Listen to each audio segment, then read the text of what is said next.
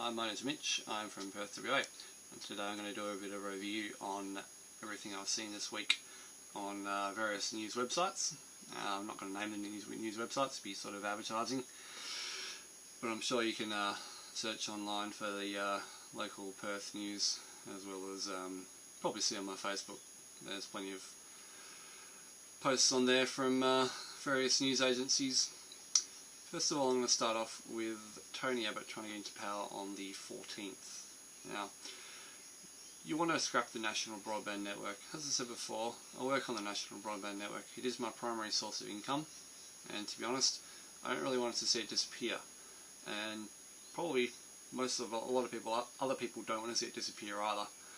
It is the primary source of income for me. It's the primary source of income for the people that are installing the National Broadband Network. It's the primary source of income for the people that work for NBN Co.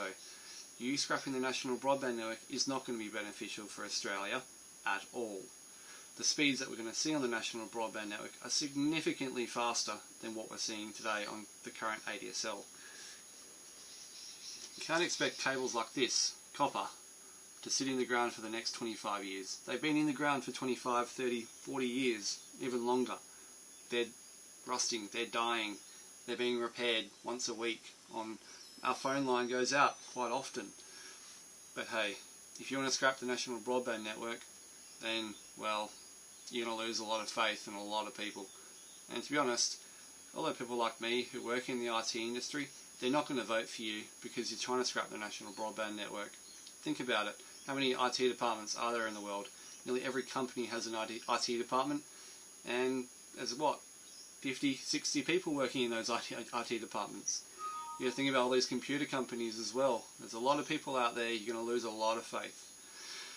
Anyway, I'll get off that topic for a little bit. I'm going to go into the BlackBerry Z10 for now. The BlackBerry released a new phone recently, the Z10.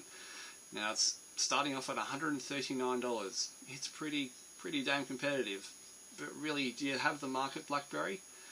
You just kind of screwed the market over when you had all the BlackBerry Enterprise services 5-10 years ago, and then started charging $1,000 per license, or for a 10-user license for BlackBerry Enterprise services.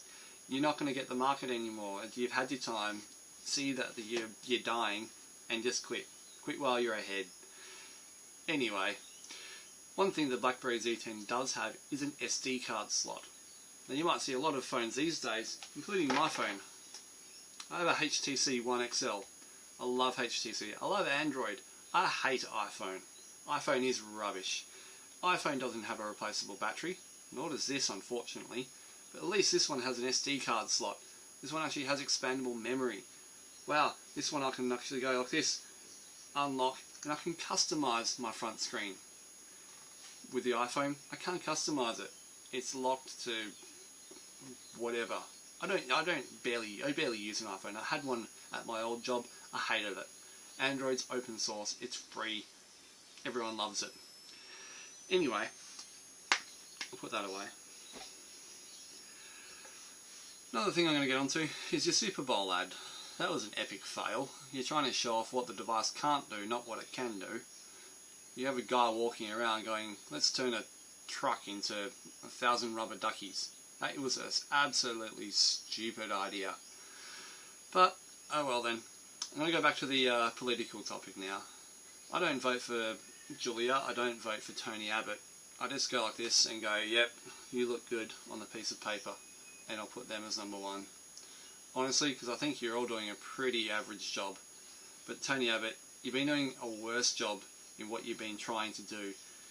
About 6 months ago on the ABC, you backtracked on the words that you're saying when you were reading the BHP text about the mining tax. You absolutely stuffed that up, and none of us are going to forget it.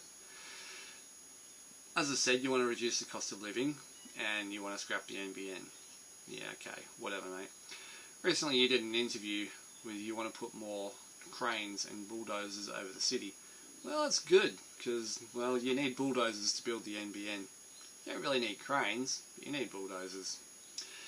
And at the end of that, you said, I won't be taking any questions today, I'll be doing it at the press club tomorrow. Well, you kind of passed the buck to your mates, Joe Hockey and Chris Pine. It's not in my opinion, a good thing. If you want to get votes and you want people to be confident in you, then perhaps you should answer their questions.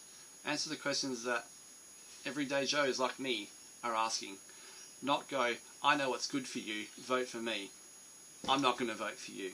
And no one is, if you're going to have that frame of mind. Anyway, this is about a 5 minute, 24, 5 minutes 30. Anyway, catch you later. I'll do another review later on in the week. Yep.